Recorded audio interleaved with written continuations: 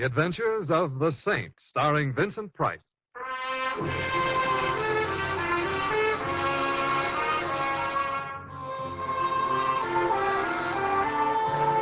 The Saint, based on characters created by Leslie Charteris and known to millions from books, magazines, and motion pictures. The Robin Hood of modern crime now comes transcribed to radio, starring Hollywood's brilliant and talented actor Vincent Price as the Saint. You know something, Simon, darling? Some things, Anne. Among them the fact that you're a very disturbing person. Perhaps that's my answer, then. Answer to what, may I ask? Why you phoned me the moment I returned from Bermuda. I've been wondering why you're going to ply me with a football game, a dinner, and a play. Oh, why not just relax and enjoy it? I'd like to.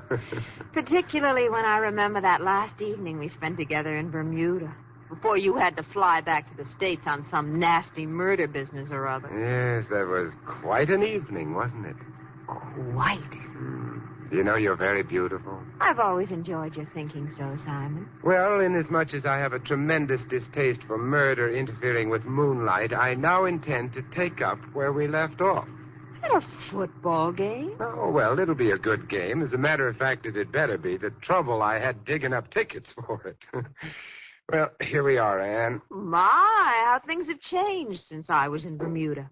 Imagine they're now holding football games in cigar stores instead of stadiums. This happens to be Tony Cartago's little establishment. There's an office inside where Tony conducts his main business, which consists of handling bets and scalping tickets. Oh, you do know the loveliest people, Simon. For which you should offer thanks. We couldn't get any seats to today's game otherwise. Tony has a couple for us. Oh! Well, didn't your mother ever tell you that it's not polite to go running into people that way? Oh, I'm terribly sorry. I didn't see you. My apologies. Not bad. Nice manners, too.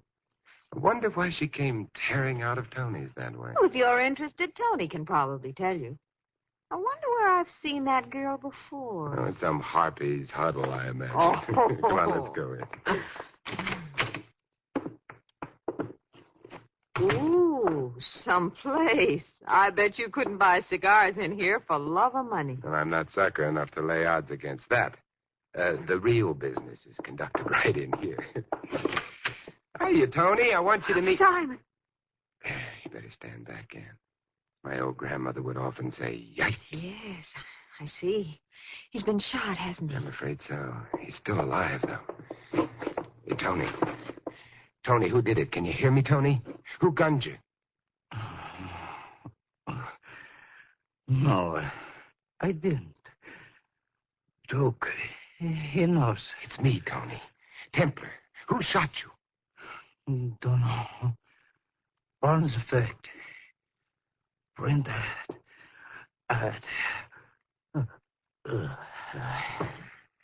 Oh, Simon, is he? He is. Well, there's nothing to do but call the police. Why, Simon, the saint calling in the police on a case? What's happened to you? It's very simple, Anne. I'm much more interested in a beautiful woman. Oh, thank you. You're welcome. Well, why don't you call them? Oh, a visitor. 2 visitors, darling. A man and a gun. That phone's getting kind of heavy, ain't it, mister? The phone? Oh, yes. Come to think of it, it is kind of heavy at that. I'll take care of it for you. That's better. You know, you're the second person we've met today who should read Emily Post. Don't you know it isn't polite to point at people, particularly with a gun? Shut up. And it's also impolite to tell people... Shut up. You see what he means, darling. He wants you to shut up. Oh, is that it? Yeah. I wondered what he was driving at. That's very I'm fun. so glad you liked it. Though I have a better routine. It goes like, give me that gun. Oh, you know, the buddy was making on Simon! Get up, Simon! Get up! You killed him! No, he's just sleeping. Maybe that gun over his head will learn him a thing or two. But you... And if you're smart, you won't kick up any fuss. They just as soon kiss you, too. Kiss me? Yeah, with the butt of my gun. Now relax, baby.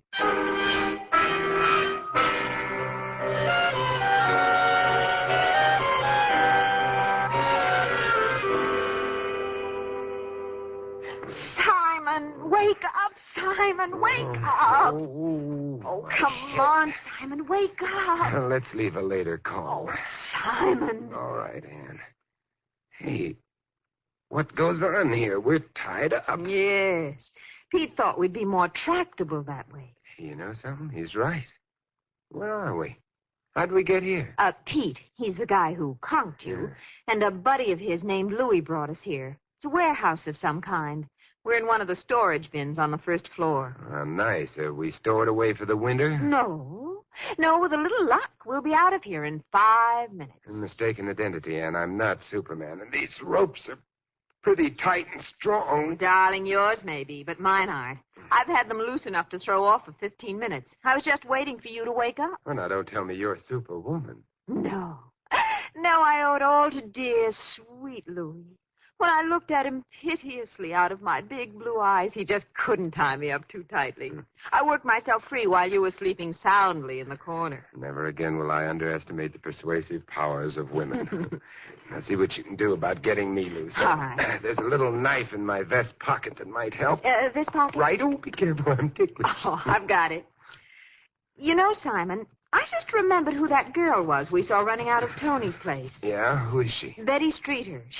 There. That fixes up your hands. Thanks. Now, let's have the knife. I'll get my legs loose myself. Here. Betty Streeter, huh? Mm-hmm. The luscious lollipop whose picture's been in the newspapers lately over an engagement or something? Yes, that's right. She's engaged to Jack Landers, an old boyfriend of mine. Oh. Oh, lucky girl. Jack is so handsome and fascinating. That's very interesting. There. Now the legs are loose. Now let's see if I can stand up. There. How do you feel? Ooh, outside of that bomb burst in my head and the fact that my legs are apparently cut off at the knee. Simon, someone's coming. Slip those ropes over you and lie down on the floor, quick. Okay, Simon. When he comes in, make with those baby blues and attract his attention for a minute. I'll be behind the door. And then what? Well, I won't be dealing a hand of canasta. Quiet now. Well, hello, Petey. How do you feel? Fine, baby, fine. Just come back to... Hey, the boyfriend, where is he? Here I am, Pete, with a peachy keen. Ha! Now that's what I call more like it. Come on, on your feet. Yes. I'd better pick up Pete's pop gun. Now, let's get out of here. Now, that's the first sensible thing you've said today. What's that noise, Simon? I don't know, but it sounds like my head feels. There's no time to delve into strange noises now, my sweet. Come on, let's go quietly. You know, I wonder if Louis, the other mug, is hanging around. No. After Pete searched you and didn't find anything, I heard him say he was going to report to the boss. I guess he's still reporting, then. The place seems deserted. Oh, look, there's the front door. Let's head for it.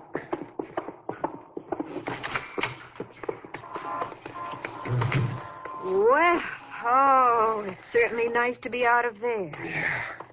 Hey, what was the name of that girl again, Ann? Girl? Oh, Betty Streeter. Why? Look at the sign on this building. Sign? Simon, it says Streeter's Warehouse. Yeah, that's what it says, doesn't it? Come on, Ann, let's find out what this is all about. Simon, darling, I thought you were going to call the police. Ann, darling, that was before Petey hit me over the head with his gun barrel. Oh, I was afraid of that. Okay, what's our first stop? First, we find ourselves a nice telephone directory May I ask why? to find out what street the streeters live on.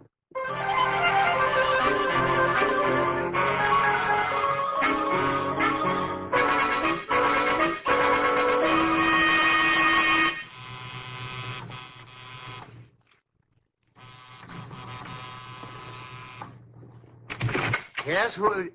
Ann! Hello, Jack. Remember me? Remember you? Oh, Ann, sweetheart, if you don't think so, get a load of this. Jack. That's a rather warm greeting after all these years. Oh, yes. Simon, I want you to meet an old friend of mine, Jack Landers. Jack, this is Simon Templar. Glad to see you, Templar. But not as glad as you ought to see Ann. Well, not quite. No. Come on in. Thank you. What are you folks doing here, anyhow? We came to see Betty Streeter. This is where she lives, isn't it? Betty? Yes, remember the girl you're engaged to? Sure. Come on along. She's in the living room with her father. Say, by the way, Landers, have you got a handkerchief? Handkerchief? Yeah, of course. Why? Well, I have heard that misplaced lipstick is a better detonator for atomic blast than plutonium, and before the two gals meet, Well, maybe you're right, Templar. Well, Betty... Simon! Holy smoke, what was that? Well, either Betty's involved in a premature explosion or they were shots. Come on, let's see. The living room, Templar, to the left. I'm with you. Stay back, Ann. Betty! Betty, what? Oh, Jack, someone shot at us through the window. Dad's hurt. He Look was... after Mr. Streeter, Jack. I'll take care of the guy at the window. Oh, be careful, Simon. He may still be out here. Now she tells. Let me get a crack at him, Templar. Did you get him, Jack? I think I got him in the leg. He stumbled after the first shot, but he got away in that car. Well, now that quiet has descended once again, it might be pertinent to inquire as to the state of Mr. Streeter's health. Oh, it's nothing serious, just a slight flesh wound. Slight wound, is it? Feels like my whole dad-blasted arm has been torn off. Have you any idea who was so interested in perforating the Streeter skin, Mr. Streeter? Yeah, I'll say I have. He was one of... Dad, there's no need to talk like that now. Blasted Betty, there's no reason for me to hide things. That crook's been trying to chisel in on my warehouse business for over a year. He's taken one of them over already. You couldn't possibly be talking about Duke Raymond, could you? That's right, Templar. He's threatened Mr. Streeter before. Looks as though he sent one of his gunmen around to enforce that threat. Oh, you've got to give in to him, Dad. The next time you won't be so lucky.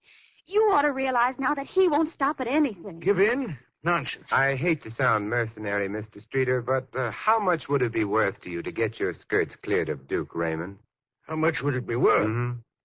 Who are you? My name's Simon Templar, if that means anything to you. A saint? I'll confess it. Does that startle you, Miss Streeter? Oh, why, no, not at all. I just didn't expect Of course, after all, only sinners need be frightened by saints. Well, Mr. Streeter, what do you say? All right, I'll make you an offer. $10,000 if you get Duke Raymond out of the way. Nothing if you don't. You've just made yourself a deal. Simon, you taking money for a case? Juries award damages for broken hearts, Anne. And you have no idea how badly I feel about letting Cupid down.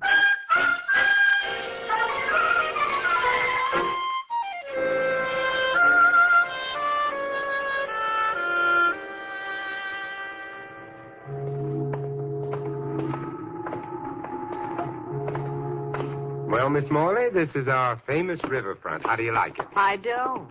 Now, there's the spot we're heading for. Do you see it? Well, I see some speedboats moored at a dock, if that's what you're talking about. Mm-hmm. Any particular reason for coming here? The usual reason. We're going for a little boat ride.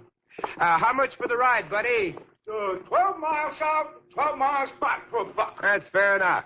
Come on, Ann, let's get in. You know, the more I think about this, Simon, the crazier I think you are. Why would anyone want to travel 12 miles out into the ocean? To see Duke Raymond, of course.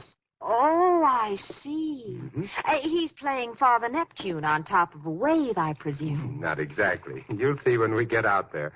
And I'll expect a great big apology for those words when we get back. You mean if you get back, don't you, Templar? Simon. Yeah, I see. That man's here again. Tell me, Petey, my friend, what are you doing here? You coming along for a ride? That's right, pal. You know, after paying a buck for 12 miles out and 12 miles back, I think I've got a right to be particular about the kind of company I have. Well, don't let it bother you, pal. This gun in my hand makes us equals.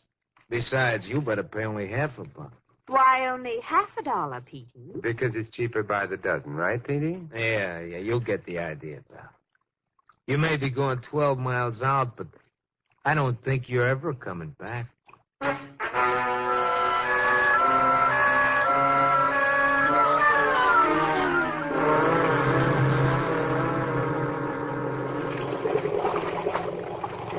You know, Pete, this ride hasn't been very comfortable so far. That gun sticking in my back irritates. Yeah.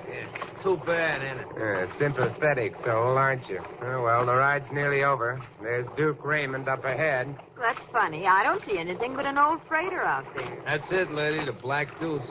The Black Deuce. Quaint name, isn't it? It's a quaint ship. Gambling is the specialty. And I always thought that was against the law. Not when you're 12 miles out and you're Duke Raymond, it isn't. You see... Simon, isn't that a cabin cruiser coming up behind us? Yeah, it's coming up fast, too, and no lights on it. I don't like that. Don't like it at all. Oh, don't worry, Pete. It's just pulling ahead of us. Yeah, I guess... Hey, what do you think you're doing? Simon, the boat's turned toward us. It's going to run into us. Look out! You're going to ram us! You're going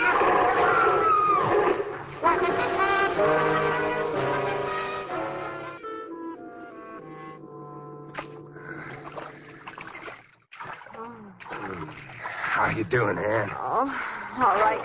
So far. But not much farther. Just a couple of more strokes will do it. Keep it up. Atta girl. Just 2 more now. There. Phew. Oh, I thought we'd never get here. Must have been telepathy. Oh. Wait a minute. I'll climb on board. Okay, now that does it. Okay, now give me your hand. Okay, Simon. Easy does it. Easy. Well, quite an experience, I'd say. Where are we? We're in a speedboat moored to the Black Deuce. Which reminds me it's time to go to work. Oh, you're not actually going aboard that ship, are you? That was my original intention, wasn't it? Besides, Pete and his boyfriend will drown if I don't get help out to Oh, them. and you've got to earn that $10,000. As I know. Yeah, right as usual, Angel. Now listen closely. Do you know how to run a speedboat? Yes, I do. Why? Well, I've got a funny idea you're going to have to run one in a very few minutes.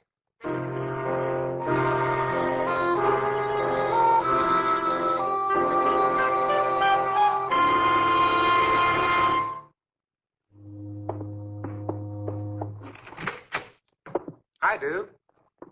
Who are you? I'm Simon Templar. The man Pete was supposed to bring in. Pardon the wet clothes, this damn sea air, you know. Where's Pete? The last time I saw him, he was hanging onto a wrecked speedboat a couple of 100 yards away. Hanging on to him. Come on, get down to cases, Templar. What's the racket? Duke, I've a funny hunch you're going to lay off Streeter's business. Am I? What makes you think so? A possible murder rap? Keep talking, Templar. Tony Cartega was bumped off. Why? You're so smart, you ought to know. Maybe I do. I'd guess it was because he knew too much about bonds. Bond? Yeah, you know, securities, negotiable ones worth a lot of dough. Where'd you get that idea? From Tony. He talked before he died. He mentioned you and bonds. Tony always talked too much. You talk too much, too. Yeah, I'm beginning to get what you mean. I thought you would. You know, Duke, there you are, sitting behind that desk with a gun in your hand. I wonder. You wonder what? I wonder how you'd look with that desk on top of you. Too bad, Duke. You missed me. Sorry, I can't do the same now. Well, imagine that. Duke Raymond sleeping during business hours. You'll never get ahead that way, old boy. Horatio Alger would positively frown upon you.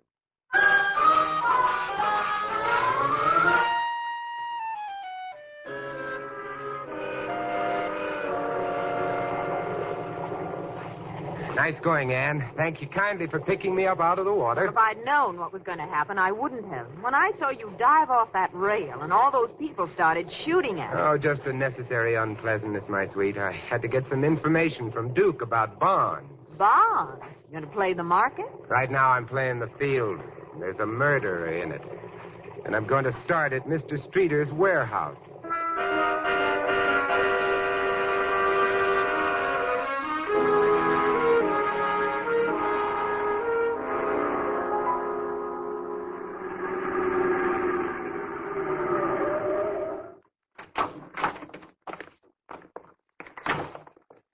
This way, Ann. That way. The warehouse is over to the left side. Sure, but we're going next door. And just what do you expect to find there, Sherlock? A printing press, of course. There, you see? The Travers Printing Company. Well, I see it, but I can't understand it. How did you know this place was here? And why look for a printer? Tony Cartega told me to look for one just before he died. And as for this place, you remember the thumping noise we heard as we were leaving the warehouse? Why, of course. It was made by a printing press. Sure, that's what I thought. Well, shall we go in? At this hour? But it's so dark, nobody'll be in there. Two facts would impress me no end. Now, let me see. I should have some keys in my pocket. Why bother? That door's already partially open. You're right.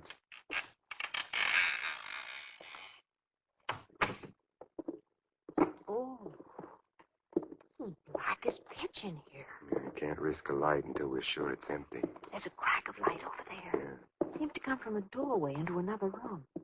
I wonder if... Oh! What's the matter?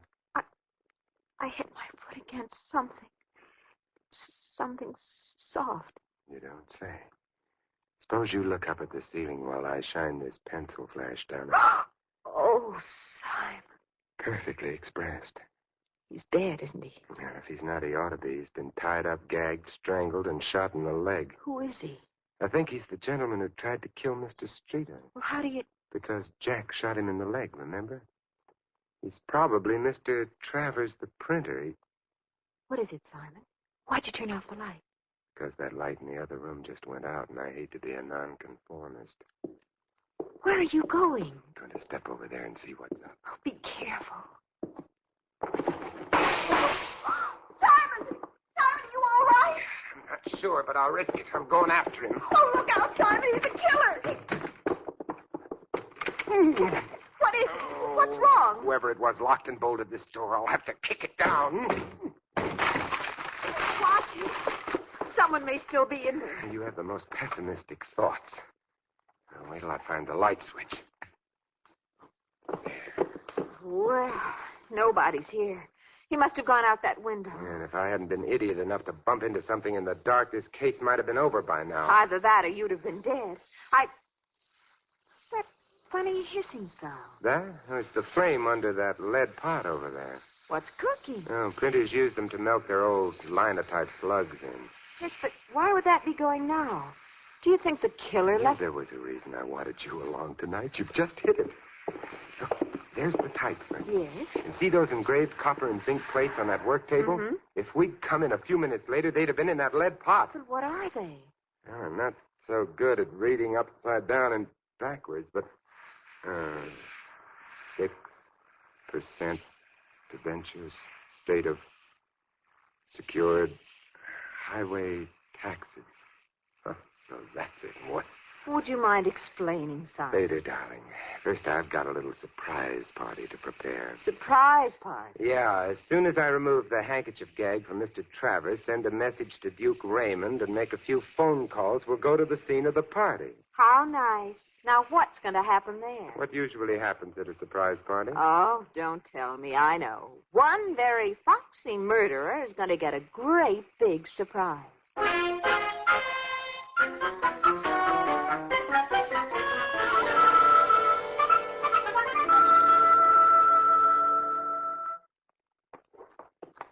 So the surprise party is going to be at Tony Cartego's place. Right you are, Ann. There it is now. What's going to happen, Simon? All I know is that you called a lot of people in a disguised voice and told them something about Bonds and Tony's. Why?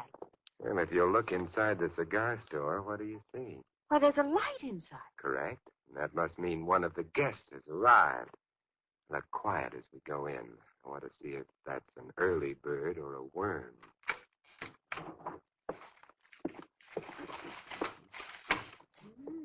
Seems to be awfully busy looking for something. Well, let's help the poor soul find it. Hello, Betty. Oh! What's the matter, Betty? Looking for some bonds? Bonds? The ones you were called about this morning? Well, I don't know what you're talking about. That, Betty. That'll never do. However, I wasn't the one who called you this morning. How did you know about that? May we join the party? Jack. Hello, dear. All right, Templar, what's this all about? Hello, gentlemen. Nice of you to come, Mr. Streeter. Jack, I was just talking to Betty about that phone call of this morning. What did your caller say, Betty? Something about your father's life being endangered over some bonds and that you'd better get down here fast to save him? My life in danger? What kind of nonsense is that? It wasn't nonsense to Betty. She came down here all right. We walked in right after Betty left and found Tony Cartego dead. Now, just a minute. You're making a pretty dangerous accusation there, Templar. Happens to be true. Mr. Streeter, Duke Raymond forced you to sell him that warehouse next to the Travers Printing Company, didn't he? Yes. And it took a lot of force. He ruined the business by destroying merchandise, wrecking trucks, the usual racketeering methods. I had to sell to stop losing money. Maybe you better not talk so much, Streeter. Yeah. Maybe it won't be healthy. Well. More guests. Duke Raymond and Pete. Yeah, that's right, Sapler. What gives here? Well, now, that's a rather silly question, Duke. You came here looking for bonds, didn't you? So your message was a frame, huh, chum? Only in a manner of speaking, chum. Someone in this room owed you money from gambling, didn't they, Duke? And promised to pay in negotiable securities to be left until called for here at Tony Cartego's. It's your story, Templar. Keep talking. But when Pete came to pick up the bonds for you, they were missing, and Tony was dead. It's lucky for you, too. If you tried to sell those bonds, you'd have been arrested. They were forgeries. Phonies? You sure about that? I know it, and I can prove it. Surprise, surprise, surprise. What do you think of your gambling friend now, Duke? The dirty double-crosser. With all that dough in the family, too. No low-down rat is going to get... No, you don't, Duke. Stop right there. Simon, he's got a gun. Isn't that strange, Jan? I was thinking the same thing. Jack. Oh, no, Jack, not you. Pretty sharp, aren't you, Templar?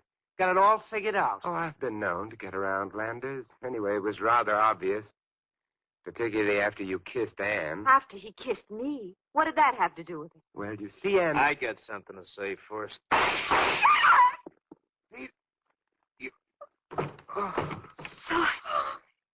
He's dead. Yes, good old Pete. He never misses. There, my dear. Thanks for keeping him busy while I went for my gun, Templar. Oh, think nothing of it, Pete. And to show my appreciation... Here. What? What's the big idea, Now, Duke, let's not be hasty, shall we? I've got a gun, too, the one I borrowed from you aboard your ship. Get on the phone, Ann. Call the police. You bet, Simon, right away. As for you, Mr. Streeter, get out your checkbook. The amount is $10,000 payable to your favorite charity. Your friend Duke Raymond won't bother you again for a long, long time.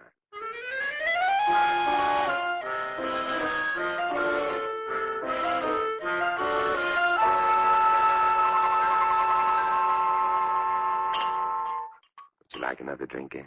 No, thank you, Simon.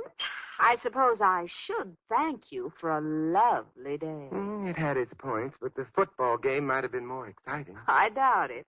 But I still need some answers. But don't you see, Ann? Jack was terrified when he couldn't pay Duke the huge gambling debt he owed him. So he hit on the idea of forging bonds.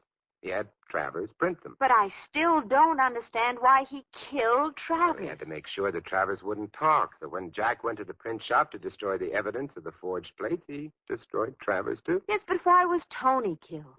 Tony held the bonds for Duke. But when he discovered they were forged, he called the Streeter home. Yes. Then he got the message and hurried down to see what it was all about. She thought Tony was talking about her father. And Jack was there, overheard the conversation, and beat her to Tony. Right. And he tried to kill us with a cruiser to stop us from getting Duke's story. Mm-hmm. He was a busy little man. Okay, Mastermind, I guess I've got it. Except for that crack about the kiss. How come you knew Jack Landers was guilty because he kissed me? Lipstick, Ann. What? Lipstick? Yeah. You see, after you kissed him, he had lipstick all over his face. Yeah. When I called it to his attention, he wiped it off with his handkerchief. And the handkerchief that gagged Travers had lipstick on it, too. Oh.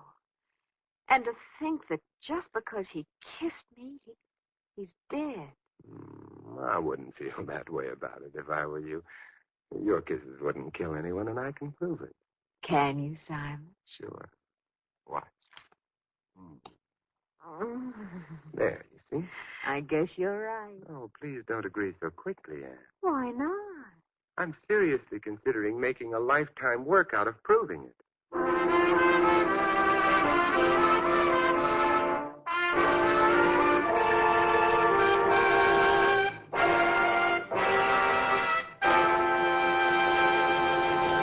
You've been listening to another transcribed adventure of the Saint, the Robin Hood of modern crime. Now here's our star, Vincent Price. Ladies and gentlemen, in tonight's cast, you heard Shirley Mitchell, Barbara Eiler, Jack Moyles, Tom Brown, Edmund McDonald, and Anthony Barrett. This is Vincent Price inviting you to join us again next week at this same time for another exciting adventure of the Saint. Good night.